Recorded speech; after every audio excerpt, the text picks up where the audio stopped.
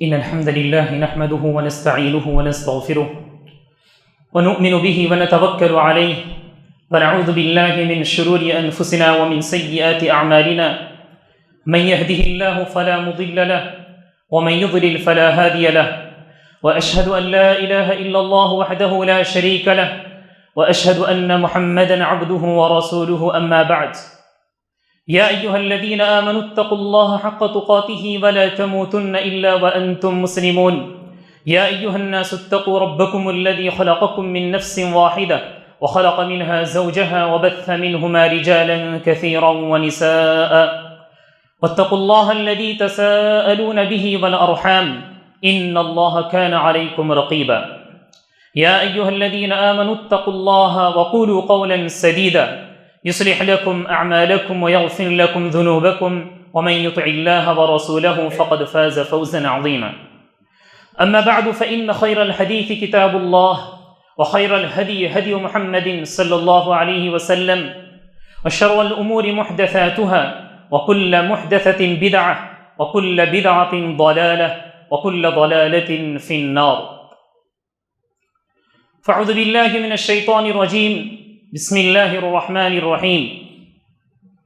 إن الله يأمركم أن تؤدوا الأمانات إلى أهلها وإذا حكمتم بين الناس أن تحكموا بالعدل وقال الله سبحانه وتعالى في موضع آخر يوصيكم الله في أولادكم للذكر مثل حظ الأنثيين وقال النبي صلى الله عليه وسلم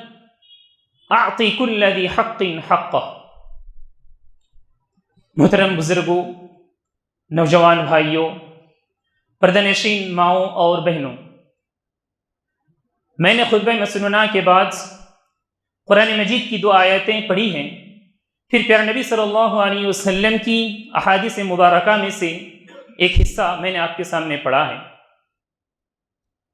انشاءاللہ ان نصوص کو سامنے رکھ کر آج کے خطبے کے ذریعے سے میں آپ کے سامنے ایک ایسے موضوع کے متعلق گفتگو کروں گا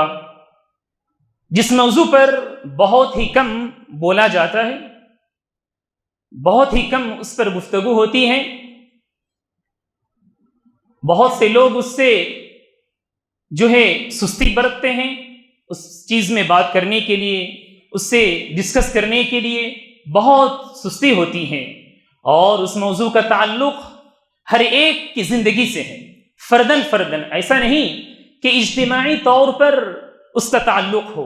بلکہ اس کا تعلق ہر انسان کی الگ الگ زندگی سے ہے، اور وہ موضوع ہے وراثت کا موضوع، ترکہ جسے اردو میں کہا جاتا ہے، کہ جب آدمی مر جاتا ہے، مر جانے کے بعد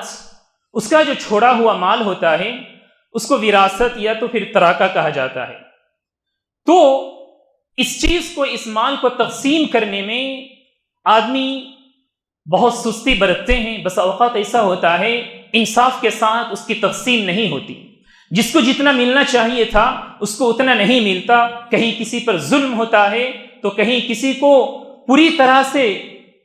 محروم کر دیا جاتا ہے۔ محترم حاضرین، اللہ سبحانہ و تعالی نے جس طرح مسلمانوں کو یہ کہا ہے کہ تم اپنی اولاد کو آگ سے بچانا ہے، یعنی اپنی اولاد کی ایمان کی حفاظت کرنی تمہارے اوپر بہت ضروری ہے، اللہ سبحانہ و تعالی نے فرمایا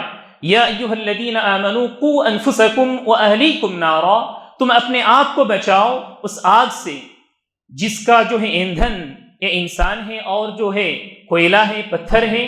تو تم خود بچو اور اپنی اولاد کو بچاؤ۔ اس میں تو اللہ رب العالمین نے ہمیں پیغام دیا ہے کہ ہم اپنی اولاد کی ایمان کی حفاظت کریں، تو ٹھیک اسی طرح اللہ سبحانہ و تعالی نے دنیا میں زندگی بسر کرنے کے لیے جو مال کی ضرورت پڑتی ہے، جی ہاں، اس مال کی حفاظت کرنے کے لیے بھی اللہ سبحانہ و تعالی نے بڑی تاکید کی ہے قرآن مجید کے اندر۔ اللہ سبحانہ و تعالی نے فرمایا سورہ النساء کے اندر یوصیکم اللہ فی اولادکم للذکر مثل حظ الانثیین، کہ اللہ سبحانہ و تعالی تمہیں یعنی مومنوں کو وصیت کرتا ہے اپنی اولاد کے سلسلے میں۔ مفسرین اکرام نے فرمایا کہ اللہ سبحانہ و تعالی والدین سے کہہ رہا ہے کہ والدین سے اللہ سبحانہ و تعالی وصیت کرتا ہے، نصیحت کر رہا ہے، تو سبحان اللہ اس سے پتہ چلتا ہے کہ اللہ سبحانہ و تعالی کتنا جو ہے رحم کرنے والا ہے بندے پر، کتنا جو ہے مشفق ہے اور کرم کرنے والا ہے۔ والدین سے بڑھ کر زندگی میں کوئی محبوب نہیں ہوتے، والدین سے بڑھ کر انسان کی زندگی میں کوئی محبوب نہیں ہوتے، لیکن اگر کوئی والدین کسی والدین کے سامنے کوئی اگر آ کر کہے کہ تم اپنے بچے کو ٹھیک سے دیکھنا، کھلانا پلانا، ایسا ویسا کرنا، تو اس آدمی کو غصہ آ جاتا ہے، کیا تم سے زیادہ میری اولاد کے بارے میں فکر تمہیں ہے، مجھ سے زیادہ تمہیں زیادہ فکر ہے؟ غصے میں کہہ سکتا ہے، لیکن اللہ سبحانہ و تعالی والدین کو نصیحت کر رہا ہے، وصیت کرتا ہے کہ تم اپنی اولاد کے سلسلے میں کبھی ناانصافی سے کام نہ لینا۔ تو پتہ چلا والدین کو چاہیے کہ اپنی اولاد کی زندگی کے ہر چیز کے لیے فکر مند ہو، ایمان کے ساتھ ساتھ دنیا میں زندگی بسر کرنے کے لیے جن چیزوں کی ضرورت پڑتی ہے اس میں بھی خیال رکھنا چاہیے۔ میں نے خطبہ مسلمانہ کے بعد جو آیت پڑھی ہے، ان اللہ یأمرکم ان تؤدوا الامانات الى اہلها واذا حکمتم بین الناس ان تحکموا بالعدل، کہ بے شک اللہ سبحانہ و تعالیٰ تمہیں یہ حکم دیتا ہے کہ امانت دار تک ان کی امانت کو پہنچاؤ۔ والدین کے انتقال کے بعد، یا تو یوں سمجھ لیجئے جب آدمی مر جاتا ہے اس کا جو ترکہ ہوتا ہے وہ ایک امانت ہے، اس کے جتنے حقدار ہوتے ہیں ان حقدار تک اس حق کو پہنچانا بہت ضروری ہے۔ سورہ النساء کی آیتیں ہیں، اور اس کی سورہ النساء کی آخری آیت بھی وصیت کے میراث کے سلسلے میں ہے۔ میں آپ کے سامنے میراث کا جو موضوع ہے یہ تو بہت وسیع موضوع ہے، بہت بڑا موضوع ہے، میں بس ایسی باتیں آپ کے سامنے پیش کروں گا کہ ایسی باتیں ہوتی ہیں، ایسی چیزیں، ایسی حرکتیں ہم سے ہوتی ہیں جو نہیں ہونی چاہیے میراث کے بارے میں۔ جب آدمی زندگی گزر کرتا ہے، بسر کرتا ہے اپنے والد کے ساتھ، یعنی بیٹا اور والد، تو باپ جو کچھ کماتا ہے بیٹا کے ساتھ ساتھ باپ بھی کماتا رہتا ہے، تو والد جو ہے یہی سمجھ بیٹھتا ہے کہ بیٹے کا اس کی کوئی ملکیت نہیں ہے، بیٹے کی کوئی اس میں ملکیت نہیں ہے، بیٹا ماشاءاللہ بہت اچھا کما رہا ہے، تو باپ کی یہ سوچ ہے کہ باپ کی زندگی تک، مرنے تک بیٹا مالک نہیں ہو سکتا، جو کچھ وہ خود کما رہا ہے اس کے باوجود اس کا جو بیلنس ہے وہ بھی جو ہے والد کی پراپرٹی اور اس کی ملکیت یہ سمجھی جاتی ہے، جبکہ ایسا نہیں ہے۔ قرآن مجید اس کی تردید کرتی ہے۔ اللہ سبحانہ و تعالیٰ نے فرما دیا کہ والدین، جو والدین ہیں، ان کے لیے لِكُلِّ وَاحِدٍ مِّنْهُمَ السُّدُسُ، ان دونوں کے لیے سدس ہے، 1/6 ہے، جو کچھ مال چھوڑیں گے تو جو ہے اگر بچہ بیٹا مر گیا تو اس کے والدین زندہ ہیں تو ان کے لیے 1/6 دیا جائے گا۔ تو اس سے پتہ چلا کہ بیٹے کی بھی ملکیت ہے، بیٹے کی بھی ملکیت ہے، اس لیے اللہ سبحانہ و تعالیٰ نے اس سے اس طرح سے تقسیم کیا۔ تو پتہ چلا کہ بیٹا بھی مالک ہوتا ہے والد کے زندگی میں، گرچہ وہ بیٹا زندہ کیوں نہ ہو، ایک ساتھ کما رہا ہو، لیکن وہ بھی مالک بنتا ہے۔ اسی طرح حضرات اور بھی بہت سارے جو ہے غلط رویے پیش آتے ہیں ہمارے معاشرے کے اندر۔ بس اوقات ایسا ہوتا ہے کہ والد اپنے بچے کو محروم کر دیتا ہے، والد اپنے بچے کو وراثت سے بالکل محروم کر دیتا ہے۔ اس کو شریعت اسلامیہ کے اندر عاق کرنا کہا جاتا ہے، عاق کرنے کا مسئلہ۔ میں آپ کے سامنے انشاءاللہ کچھ اس تعلق سے کچھ باتیں بتلاؤں گا۔ عاق کا مطلب کیا ہے؟ یعنی کہ کوئی نافرمان بندہ، کوئی نافرمان بیٹا، والد نے کیا کیا؟ کہا کہ میرے جو مال ہیں اس میں اس کا کوئی حصہ نہیں ہوگا، اس میں اس کا کوئی حصہ نہیں ہوگا۔ سبحان اللہ، یہ سراسر ظلم ہے، یہ سراسر ظلم ہے، کیونکہ اللہ سبحانہ و تعالیٰ نے جو حصہ مقرر کر دیا ہے، میں اور آپ ہم کون ہوتے ہیں کہ اللہ کے مقرر کردہ حصے کو ختم کرنے والے؟ جی ہاں، تو یہ بالکل ظلم ہے۔ اور اگر کسی انسان نے ایسا ہی کر گیا اپنی زندگی میں کہ میرے فلاں بچے کو میرے مال کا کوئی حصہ نہیں دینا چاہیے، تو اس کی وہ وصیت، اس کی وہ نصیحت مانی نہیں جائے گی، اس کو رد کر دی جائے گی۔ اسی طرح حضرات ایک اور غلط رویہ وراثت کے سلسلے میں جو لوگ اپناتے ہیں وہ یہ ہے کہ وراثت میں وہ آدمی بالکل قبضہ جما لیتا ہے، وہ بیٹا قبضہ جما لیتا ہے یا بیٹی مان لیجئے، جو والدین کی خدمت کرتے ہیں، جو والدین کی خدمت کرتے ہیں، وہ یہ سمجھ بیٹھتے ہیں جی ہاں کہ ہم نے خدمت کی ہے، آخری عمر تک ہمارے پاس ہی یہ لوگ تھے، ہم ہی زیادہ حقدار ہیں ان کے مال کے۔ ایسا نہیں ہے، یہ بالکل زمانے جاہلیت کی طرح ہے۔ زمانے جاہلیت میں کیا ہوتا تھا، جب آدمی مر جاتا تو اس کے اولاد میں سے وہ بیٹا، وہ اولاد جو زیادہ مال جو زیادہ جو ہے طاقتور ہوتا تھا، جنگ میں لڑنے والا ہوتا تھا، کسی کی طرف سے سپورٹ کرنے والا ہوتا تھا، کچھ بولنے والا ہوتا تھا، وہ کیا کرتا تھا، تمام مال پر وہ قابض ہو جاتا تھا، قبضہ جما لیتا تھا اور تمام کو محروم کر دیتا تھا۔ اسی طرح عورتوں کو بالکل محروم ہی کر دیتے تھے وہ لوگ، لیکن اللہ سبحانہ و تعالی نے ان تمام چیز کی تردید کرتے ہوئے قرآن مجید میں آیات نازل کر دی کہ یوصیکم اللہ فی اولادکم للذکر مثل حظ الانثیین، کہ مؤنث کو، عورت کو بھی مال کا حصہ دیا جائے گا۔ للرجال نصیب مما ترک الوالدان والاقربون وللنساء نصیب مما ترک الوالدان والاقربون مما قل منہ او کثر، جس طرح سے مرد کے لیے والدین کے چھوڑے ہوئے مال میں سے حصہ ملے گا، ٹھیک اسی طرح عورتوں کے لیے بھی حصہ ہے، مما قل منہ او کثر، چاہے وہ زیادہ ہو یا کم ہو۔ یہ نہیں دیکھا جائے گا کہ بس تھوڑا ہی تو مال ہے، اس کو کیا تقسیم کریں، چلو فلاں بیٹے کو دے دیتے ہیں، ایسا نہیں کیا جائے گا، بلکہ اس میں تمام اولاد کا جو ہے اس میں حق ہے۔ اسی طرح حضرات ایک اور جو ہے ایسی ویسی حرکت جو نہیں ہونی چاہیے، لوگ کیا کرتے ہیں کہ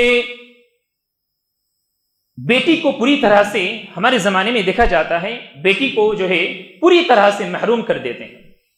کہتے ہیں کہ بہن ہو تو تم، بہن کی جو عزت ہے وہ اگر ملنی چاہیے تمہیں، تو بس تمہارا جو وراثت کا حق ہے وہ نہیں لینا چاہیے، وہ ہم نہیں دیں گے۔ اور وہ بہن چپ چاپ رہ جاتی ہے کہ ہمیں کوئی حق نہیں ہوگا، ہم والدین کے گھر دوبارہ آئیں۔ یہ سب غلط حرکتیں ہمارے معاشرے میں بھی پائی جاتی ہیں، جو زمانے جاہلیت میں پائی جاتی تھی، ہمارے اندر بھی یہ تمام چیزیں پائی جاتی ہیں۔ محترم حاضرین،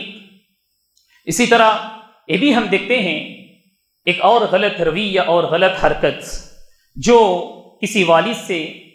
سرزد ہوتا ہے، وہ یہ ہے کہ کوئی والد اپنے کسی بیٹے کو زیادہ حق دے دیتا ہے، کوئی مال دے دیتا ہے،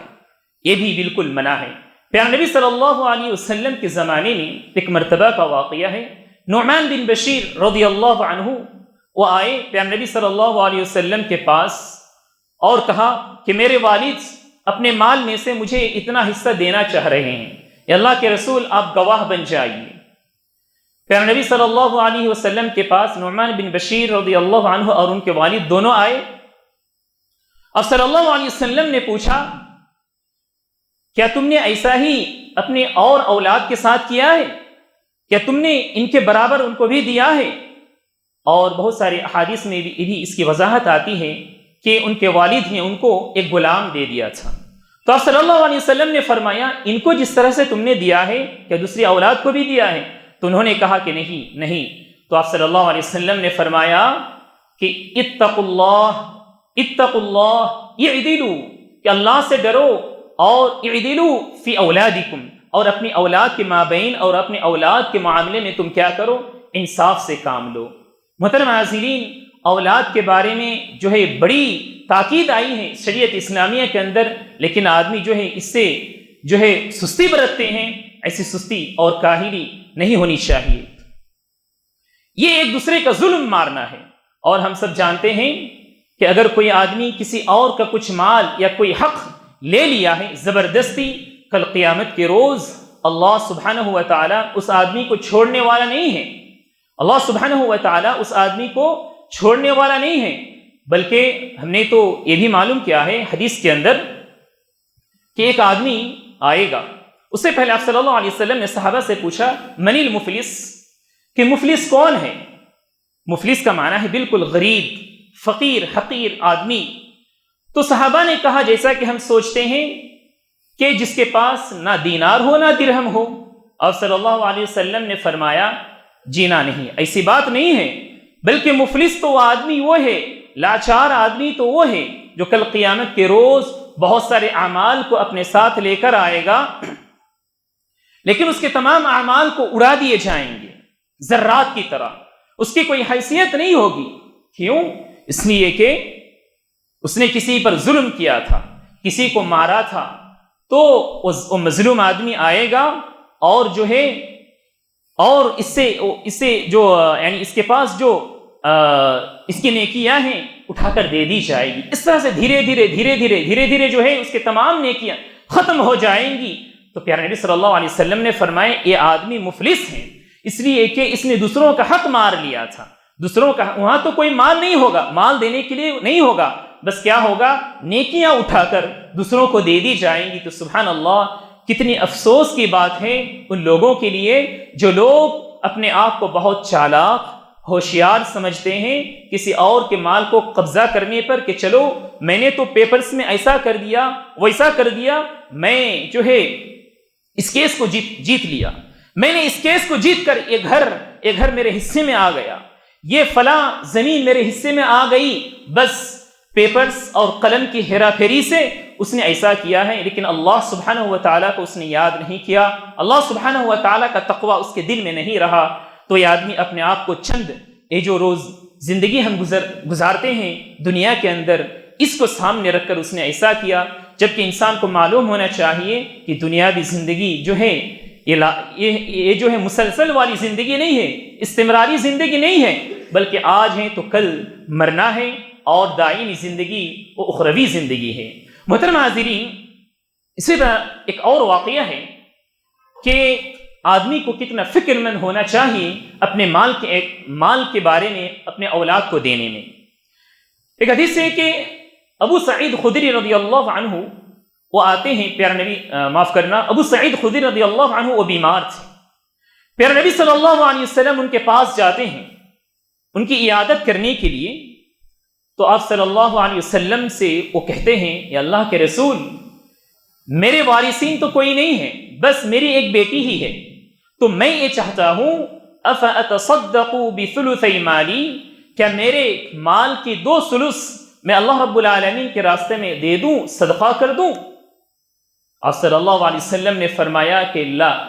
ایسی بات نہیں ہے، ایسا نہیں کرنا چاہیے۔ انہوں نے اور مزید اجازت مانگی، اور نصف، کیا میں آدھا مال اللہ کے راستے میں خرچ کر دوں، صدقہ کر دوں؟ آپ صلی اللہ علیہ وسلم نے فرمایا کہ لا۔ انہوں نے پھر اجازت مانگی الثلث، آپ صلی اللہ علیہ وسلم نے فرمایا کہ الثلث والثلث کثیر، ٹھیک ہے، ثلث یعنی 1/3 مال کا 3 حصے کیا جائے گا، اس میں سے ایک حصہ جو ہے اللہ رب العالمین کے راستے میں زیادہ سے زیادہ آدمی جو ہے دے سکتا ہے، اس سے زیادہ نہیں۔ تو اس سے پتہ چلا کہ مال کو آدمی خرچ کرنے میں بھی اللہ اور اس کے رسول صلی اللہ علیہ وسلم کے احکامات کو پیش نظر رکھنا چاہیے۔ اسی حدیث کے اندر آپ صلی اللہ علیہ وسلم نے مزید یہ بھی کہا کہ انک ان تذر ورثتک اغنیاء خیر من ان تذرهم عالة يتکففون الناس، کہ تم اپنے بچوں کو، اپنے وارثین کو کچھ دے کر جاؤ، یہ بہتر ہے اس بات سے کہ تم ان کو خالی ہاتھ چھوڑ کر جاؤ اور لوگوں کے سامنے اپنے ہاتھ پھیلائے۔ سبحان اللہ، اللہ سبحانہ و تعالی کتنا ہم سے ہماری ہر پل، ہر زندگی کی ہر منٹ، ہر لمحہ کے بارے میں اللہ سبحانہ و تعالی نے بالکل بتلا دیا ہے۔ شریعت اسلامیہ ایک زندگی حیات ہے، دوسرے مذاہب کی طرح نہیں، بس تھوڑا سا صبح سویرے جا کر مندر وغیرہ میں جیسا کرتے ہیں لوگ، بس اتنا ہی ہے۔ ہمارا جو دین ہے، دین اسلام جو ہے صرف مسجد کے حد تک نہیں، عبادت خانے کے حد تک نہیں، بلکہ زندگی کے ہر لمحے کے لیے ہے۔ انسان کو چاہیے کہ زندگی کے ہر لمحے کو اللہ اور اس کے رسول کے احکامات کے مطابق بسر کرنے کی کوشش کرے۔ محترم حاضرین، یہ جو وراثت کا مسئلہ ہے، وراثت کا علم ہے، وراثت کا علم جو ہے علماء اکرام نے تو یہ کہا ہے کہ یہ فرض کفایہ ہے۔ فرض کفایہ کا مطلب کیا ہے کہ بس معاشرے کے چند لوگ اگر اس کو کر لیں، اس کو سیکھ لیں تو بس کافی ہے۔ لیکن علماء اکرام نے وہیں یہ بھی بات بتلائی ہے کہ فرض کفایہ تو تفصیل کے ساتھ اس علم کو تفصیل کے ساتھ معلوم کرنا یہ فرض کفایہ ہے، لیکن جو بیسک نالج ہے اس کی وراثت کے جو بنیادی احکامات ہیں، بنیادی باتیں ہیں، یہ ہر انسان کو جاننا بالکل ضروری ہے، کیونکہ اس کا تعلق ہر انسان کی زندگی سے ہے۔ ایسا نہیں جیسا کہ جنازے کی نماز ہے، جنازے کی نماز فرض کفایہ ہے، بس 2-4 آدمی نے اگر پڑھ لی تو کافی ہے، لیکن اگر کوئی دوسرے آدمی نہ پڑھے تو کوئی بات نہیں ہے۔ لیکن اگر وراثت کے بارے میں کوئی آدمی ایسا کہے گا کیا چلو معاشرے کے اندر 10 آدمی وراثت کو صحیح طریقے سے صحیح ڈھنگ سے تقسیم کر لیں تو بس کافی ہے، ہماری وراثت کو صحیح طریقے سے تقسیم کرنے کی ضرورت نہیں، ایسا تو ہرگز کوئی آدمی نہیں کہے گا۔ تو اس سے پتہ چلا کہ وراثت کا مسئلہ کتنا اہم ہے۔ اسی لیے علماء اکرام نے، محدثین اکرام نے جو ہے باقاعدہ حدیثوں کی کتاب میں باب باندھی ہے کہ کتاب الفرائض یعنی وراثت کی بحثیں محدثین اکرام نے لکھی ہیں۔ اسی طرح جو ہے ان لوگوں نے محدثین اکرام نے مستقل کتابیں بھی لکھی ہیں، مستقل کتابیں۔ اللہ سبحانہ و تعالی نے وراثت کا مسئلہ اتنی تفصیل سے بیان کی کہ نہ نماز کی تفصیل سے بیان قرآن مجید کے اندر ہے، نہ روزے کی تفصیل سے بیان قرآن مجید کے اندر ہے، نہ زکوٰۃ کا بیان تفصیل کے ساتھ قرآن مجید کے اندر موجود ہے۔ سبحان اللہ، اس سے پتہ چلا کہ وراثت کا مسئلہ اتنا اہم ہے، لیکن افسوس صد افسوس یہ ہے کہ ہمارے ممبر اور محراب سے اس موضوع پر گفتگو کم ہوتی ہے، اور عام لوگوں کے اندر بھی یہ فکر نہیں ہے، وہ لوگ فکر مند نہیں ہیں کہ ہم وراثت کو صحیح ڈھنگ سے قرآن اور حدیث کے مطابق اس کی تقسیم کریں۔ تو ایسا نہیں ہونا چاہیے، ہر ایک انسان کو جو ہے فکر مند ہونا چاہیے کہ اللہ اور اس کے رسول نے جس طرح سے احکامات بیان کیے ہیں اسی طرح سے ہم اس کو تقسیم کریں گے۔ اللہ سبحانہ و تعالیٰ نے جہاں وراثت کے بارے میں بتلایا ہے کہ فلاں آدمی کو اتنا ملے گا، بیٹے کو اتنا ملے گا، ماں کو اتنا ملے گا، وہیں اللہ سبحانہ و تعالیٰ نے یہ بھی بتلا دیا آباؤکم و ابناؤکم لا تدرون ایہم اقرب لکم نفعا فریضۃ من اللہ۔ آباؤکم و ابناؤکم، تمہارے باپ تمہارے بیٹے کون زیادہ کس کے حقدار ہیں، لا تدرون ایہم اقرب لکم نفعا، کسے زیادہ کتنا فائدہ ہوگا، اللہ سبحانہ و تعالیٰ ہی بہتر جانتا ہے، تم نہیں جانتے۔ فریضۃ من اللہ، یہ اللہ سبحانہ و تعالیٰ کی طرف سے مقرر کردہ، اللہ سبحانہ و تعالیٰ کی طرف سے تعیین کیا ہوا یہ مسئلہ ہے کہ آدمی اسی کے مطابق اپنے مال کو تقسیم کرے۔ محترم حاضرین، وراثت کے مسئلے میں یہ جو ظلم و ستم ہے، ہمیں اس کو ختم کرنے کے لیے کیا کرنا چاہیے؟ سب سے پہلی بات تو یہ ہے کہ اگر ہمارے بس میں ہے، ہماری طاقت میں ہے، ہماری استطاعت میں ہے تو ہم اس کو صحیح طریقے سے علم حاصل کریں، اس کو سیکھیں، علماء اکرام کے پاس جائیں اور سیکھیں۔ قرآن مجید کے اندر بہت ساری باتیں ہیں، حدیث کے اندر پیارے نبی صلی اللہ علیہ وسلم نے بہت ساری باتیں بتلائی ہیں، خلفائے راشدین نے بہت ساری جو ہے مسائل کو حل کیا ہے، ان کے جو قضات ہیں ان تمام چیزوں کو ہمیں پڑھنا چاہیے، علم حاصل کرنا چاہیے، یہ ایک طریقہ ہے۔ دوسرا طریقہ یہ ہے کہ آدمی اس کو کچھ سمجھ میں نہیں آ رہا ہے تو اس کو چاہیے کہ کسی ایسے عالم کے پاس جائے، کسی ایسے انسان کے پاس جائے جس کو فرائض کا اچھا علم ہو، ڈھنگ سے علم ہو، اس آدمی کے پاس جائے اور اپنے مال کو، مثال کے طور پر کوئی کسی باپ کا انتقال ہو گیا تو یہ جو بچے ہیں، یہ اولاد ہیں، ان کا یہی فرض ہوتا ہے، ان کی ذمہ داری ہوتی ہے کہ یہ اس عالم کے پاس جائیں، اس انسان کے پاس جائیں جس کو اس کا علم ہو، اور اپنا مال پیش کریں کہ اتنی ہماری پراپرٹی تھی میرے والد کی، تو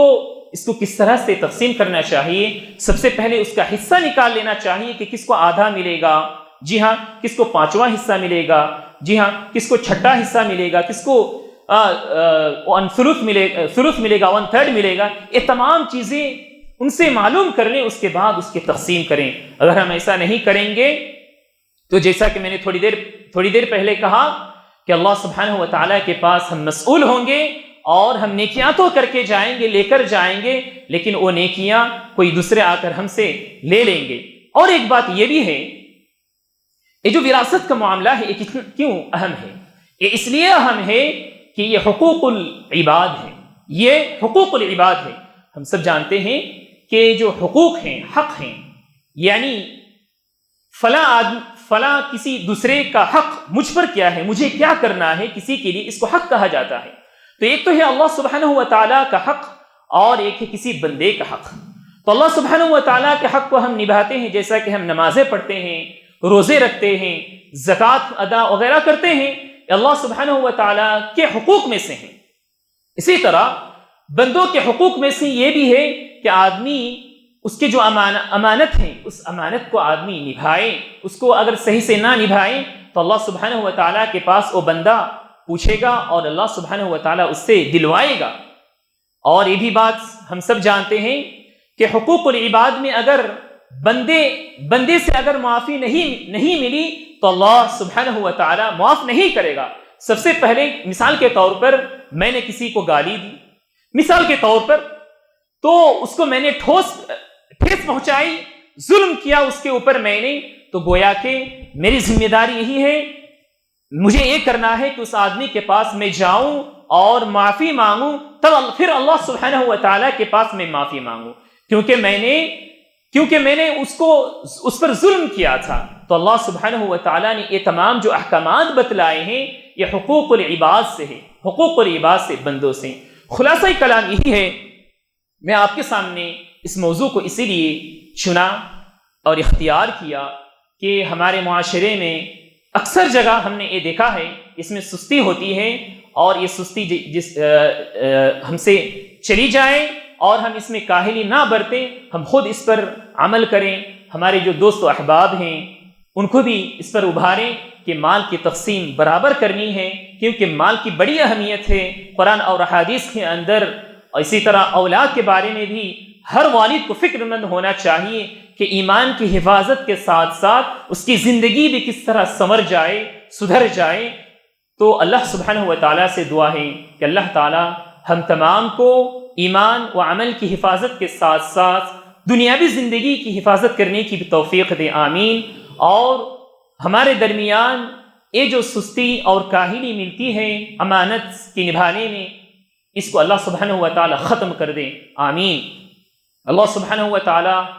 ان تمام لوگوں کی مغفرت فرمائے جو ہم سے گزر گئے ہیں، ہم سے چلے گئے ہیں۔ اللہ سبحانہ و تعالیٰ ان تمام مریض اور بیمار لوگوں کو شفا دے جو مریض ہیں، آمین۔ وجزاکم اللہ خیرا، بارک اللہ لنا ولکم فی الآیات والذکر الحکیم، انہ تعالی جواد کریم ملک بر رؤوف الرحیم۔